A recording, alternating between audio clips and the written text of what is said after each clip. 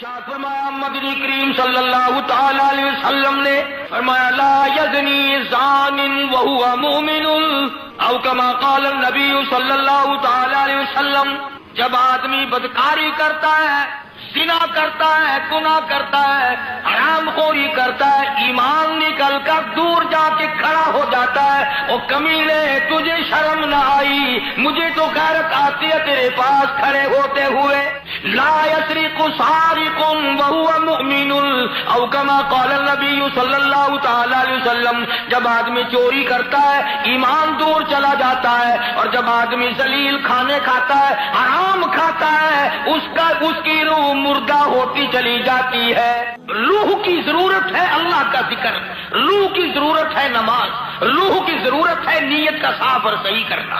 چنانچہ جس زمانے میں لوگوں کی نیتوں میں خیر ہے پھر سارے معاملات میں خیر ہی خیر ہے۔ جس زمانے کے لوگوں، عوام اور حکام، چھوٹے اور بڑے، امیر اور غریب، مرد اور عورتوں کی نیتوں میں فطور ہے، سارے معاملات میں پھر فطور ہے۔ اس لیے قرآن کریم نے للکار کی آواز دی، فرمایا ظہر الفساد فی البر والبحر، ظہر الفساد فی البر والبحر، فساد مچ گیا زمین میں، زماں میں، خشکی میں، تری میں، محلے میں، بازار میں فساد ہے، فتنہ ہے۔ فرمایا بما کسبت ایدی الناس، اللہ پاک نے اعلان کر دیا، پہلے بتا دیا، یہ جتنے بھی جھگڑے، یہ جتنے بھی فساد ہے، یہ جتنی بیماریاں ہیں، یہ جتنی پریشانیاں ہیں، فرمایا تمہارے ہاتھوں کی کرتوت ہے، بما کسبت ایدی الناس۔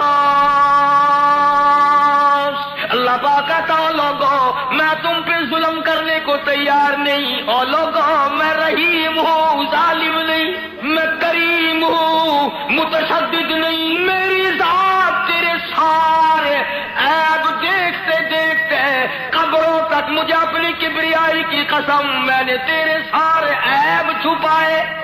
اللہ پاک فرماتے ہیں او ذرا غور کرو، ذرا سوچو، تیری حرکتیں میں نے کبھی بیوی کو نہ بتائی، بیوی کی حرکتیں کبھی خامن کو نہ بتائی، بیٹے بیٹی کی حرکتیں ماں باپ کو نہ بتائی، ماں باپ کا کمینہ پر میں نے اولاد سے چھپا لیا۔ فرمایا تمہاری نیتوں پہ سارا مدار ہے، تمام نیتوں پہ معاملات کا بننا ہے۔ فرمایا ظہر الفساد فی البر والبحر، زمین میں، زماں میں، قریب میں، خشکی میں، اپنوں میں، پرایوں میں، دور میں، نزدیک میں فساد مچ گیا۔ اللہ پاک نے اعلان کر دیا آؤ میں تمہیں بتاؤں کیوں مچا، کیوں شر پڑ گیا، کیوں جھگڑا پڑ گیا، کیوں ساری دنیا ایک دوسرے سے بدگمان ہو گئی۔ فرمایا بما کسبت ایدی الناس، اور لوگوں میں ظالم نہیں، تیری کرتوت ہے، تیری بدعمالی ہے، تیری نیت کی خرابی۔ الہی آخرت میں سزا دینا تھا، یہاں کیسی سزا آ گئی؟ فرمایا لیذیقہم، ہائے ہائے، فرمایا میرے بندے اب بھی میں جھٹکے تھوڑے تھوڑے اس لیے دیتا ہوں شاید تو شرما جائے، شاید تو میرے دروازے پہ جھک جائے، شاید تجھے غیرت آ جائے، دن کو یاد آ جائے، شام کو یاد آ جائے۔ اور فرمایا میرے بندے تجھے اپنے رب کا جب بھی خوف آئے، جب بھی ڈر آئے، جب بھی میرے قہر سے تو ڈرے، رات میں، دل میں، صبح میں، شام میں، جس وقت تیرا دل کرے توبہ کرنا تیرا کام ہے، تجھے دریائے کرم کے گوتے میں پا کر دینا میرا کام ہے۔ عرض یہ کرنا چاہتا ہوں کہ ہم لوگ اپنے آپ کو جنت کے وارث بنائے پھرتے ہیں، جنت کے ٹھیکیدار بنے پھرتے ہیں، نماز کی پابندی ہم نہیں کرتے، قرآن کریم کی تلاوت کو ذوق شوق سے ہمارے یہاں نہیں رواج۔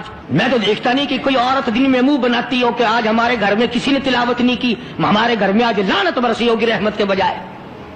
پورے سال میں اگر گھر میں قرآن کی تلاوت نہ ہو، عورت کو افسوس نہیں، مرد کو افسوس نہیں، بڈھی مائی نہیں افسوس کرتی، کوئی چھوکری افسوس نہیں کرتی کہ ہمارے پورے گھر میں قرآن پڑھنے والا ایک بھی نہیں، اور یہ آج نہیں پڑھا گیا، کیوں نہیں پڑھا گیا؟ نماز کی طرف سے کوئی افسوس نہیں کرتا۔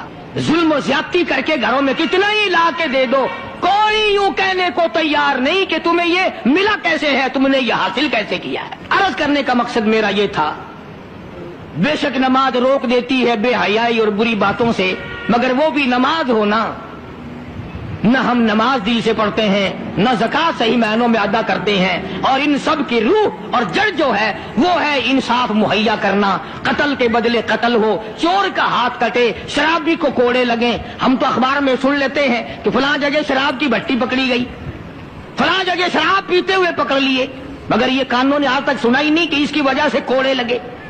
زنا کی سزا ملی، شراب کی سزا ملی، چور کو فلاں سزا ملی، وہ ہم نہیں سن پاتے ہیں۔ اندر ہی اندر افسر لوگ جو گھپلا مچاتے ہیں وہ تمام کے تمام معاملات کو اڑا کے رکھ دیتے ہیں، اور یہی وہ چیز ہے جس کا قرآن کریم مخالف بنتا ہے۔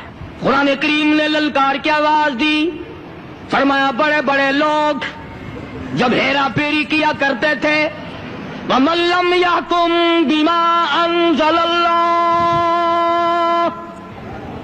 فَأُولَٰئِكَ هُمُ الْكَافِرُونَ۔ یہ وہ لوگ ہیں جنہوں نے اللہ کے نازل کردہ کام کے خلاف فیصلے کیے، تمام خلاف اس کی عدالتیں قائم کی، پرواہ نہ کی، سوچا تک نہیں۔ کہیں فرمایا وَمَن لَّمْ يَحْكُم بِمَا أَنزَلَ اللَّهُ فَأُولَٰئِكَ هُمُ الْفَاسِقُونَ۔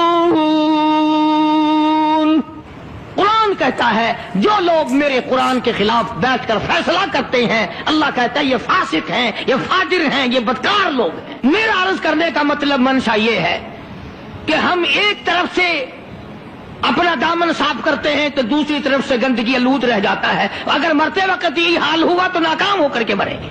صحابہ کرام نے ان تمام گتھیوں کو پہلے سلجھایا اور اپنی زندگی کو ایسے بنایا کہ مرتے وقت صحابہ کرام کی طرف کوئی انگلی نہیں اٹھا سکتا تھا۔ حقوق العباد کے بارے میں بھی، حقوق اللہ کے بارے میں بھی کوئی چیز ان کو پیچھے نہ رکھ سکی۔ میں یہ نہیں کہتا کہ وہ معصوم عن الگناہ تھے، گناہوں سے پاک تھے۔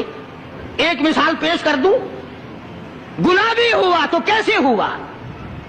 صحابہ کرام میں سے اگر گناہ بھی ہوا تو اس کا کیا طریقہ کار اختیار کیا؟ ایک عورت ہے، اس کو کسی نے شراب پلا کر اس سے بدکاری کی، اسے حمل رہ گیا، پیٹ رہ گیا۔ مسجد میں بیٹھے ہو، خدا کا واسطہ دے کر کہتا ہوں ذرا سوچنا، جب عقل آئی، ہوش آیا، دیکھی کسی نے نہیں، مخبری کسی نے نہیں کی، اطلاع کسی نے نہیں دی، خود چل کر آئی دربار رسالت حضرت محمد الرسول اللہ صلی اللہ تعالی وسلم کے دربار میں، اور آ کے عرض کرتی ہے یا رسول اللہ انی قد ہلکت، ہرنی کالی کملی والے مجھے پاک کر دے، مجھ پہ اسلام کی حد جاری کر، میں ہلاک ہو گئی، میں برباد ہو گئی، گناہ کر بیٹھی۔ کتنا خوف ہے اللہ کا، کتنا ڈر ہے اللہ کی عدالت کا۔ سرکار دو جہاں حضرت محمد الرسول اللہ صلی اللہ تعالی علیہ وسلم نے یوں منہ پھیر لیا، پتہ نہیں کس حال میں عورت یہ بات کہہ رہی ہے، پھر اس طرف آ گئی، آپ کے کہنے لگی یا رسول اللہ انی قد ہلکت، کالی کملی والے میں ہلاک ہو گئی، برباد ہو گئی، طہرنی مجھے پاک کرو، مجھ پہ اسلام کا قانون لاگو کرو، جاری کرو۔ آپ نے فرمایا کچھ پی کے تو نہیں آئی اس وقت؟ کہتے ہیں نہیں۔ کوئی نشہ تو نہیں؟ کہ نہیں۔ کسی نے تجھے یوں ہی برنگیختہ تو نہیں کر دیا؟ کہتی ہے نہیں۔ کہنے لگی مجھے حمل بھی ہے۔ فرمایا اچھا اب حد نہیں تجھ پہ جاری کی جا سکتی، گناہ تو نے کیا، بچے نے تھوڑے ہی کیا، وہ بھی تو ساتھ مرے گا، اس کا جواب عدالت خداوندی میں کون دے گا؟ چلی گئی، بچہ پیدا ہوا، پھر بھی حضور کریم صلی اللہ علیہ وسلم نے اس کے پیچھے کوئی دائی لگا کے نہیں رکھی کہ جب بچہ پیدا ہو پتہ گئی نا اس کو فوراً حد جاری کریں گے۔ بچہ پیدا ہو گیا، پھر خود ہی جھولی میں اٹھا کے لے آئی کالی کملی والے۔ اب مجھے بڑا ڈر لگتا کبھی میری ہوئی موت آ جائے اور قیامت کے دن مجھے عذاب اٹھانا پڑے۔ انی قد ہلکت، میں ہلاک ہو گئی، گناہ کر بیٹھی، مجھ پہ حد جاری کرو۔ فرمایا اس بچے کو دودھ کون پلائے گا؟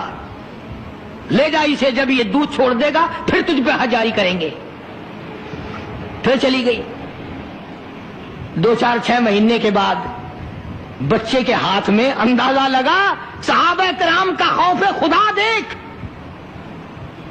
سرکار مدینہ صلی اللہ علیہ وسلم کے غلاموں کا تقویٰ دیکھ، پرہیزگاری دیکھ، ان کا دنیا میں گزران دیکھ، 2-4 مہینے کے بچے کے ہاتھ میں ٹکڑا دے کر اور لا کے حضور کی خدمت میں بٹھا دیا اور ہاتھ جوڑ کے کہنے لگی کالی کملی والے آج واپس نہیں جاؤں گی، اب تو یہ روٹی کھانے لگا ہے، یہ میرے منحوس قدم اللہ کی پاک زمین پہ نہیں پڑنے چاہیے۔ بلانے کوئی نہیں گیا، گرفتار کر کے لانے کوئی نہیں گیا، صرف خوف ہے آخرت کا، ڈر ہے دل میں قیامت کا، اللہ سبحانہ و تعالیٰ کے قرآن پر ایمان ہے۔ تو گناہ بھی اگر کسی سے ہوا تو یوں کرتا تھا گناہگار، آج کی طرح تو نہیں ہے، الٹا چور کوتوال کو ڈانٹے، جتنا زیادہ بدماش اتنا ہی زیادہ اور اوپر کو چڑھتا ہوا،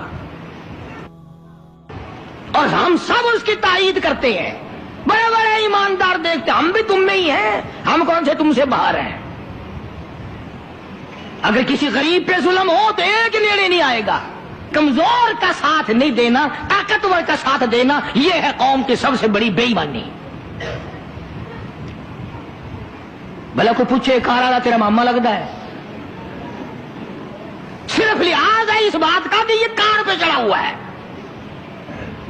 ریڑھی والا ایک غریب ہے، ٹانگے والا ایک غریب ہے، پیدل چلنے والا ایک غریب ہے۔ اسی طرح ہر سطح پہ دیکھ لو، طاقتور کا ساتھ دو گے، بڑے کا ساتھ دو گے، چھوٹے کو رگڑو گے، ٹانٹوں کے نیچے پیس کے رکھ دو گے، لیکن یہ سب کچھ دنیا میں کرو گے، میں آخری بات کہتا ہوں، موت آئے گی اور تمام کو چبا کے رکھ دے گی۔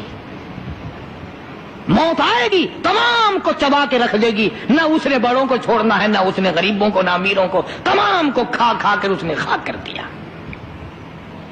اس لیے ہم اپنی زندگی میں غور کریں اور اپنے آپ کو سنبھالا دیں۔ مرنے سے پہلے پہلے جو کچھ کر لو گے وہ تمہارا ہے، مرنے کے بعد کتنے ہی پچھتاؤ، کتنی پشیمانی کا اظہار کرو، کچھ نہیں بن سکتا۔ اللہ پاک مجھے اور آپ کو ایمان کی دولت عطا فرمائے، کلمے اور سرکار مدینہ صلی اللہ علیہ وسلم کی عظمت محبت غلامی کی دولت عطا فرمائے۔ وآخر دعوانا الحمدللہ۔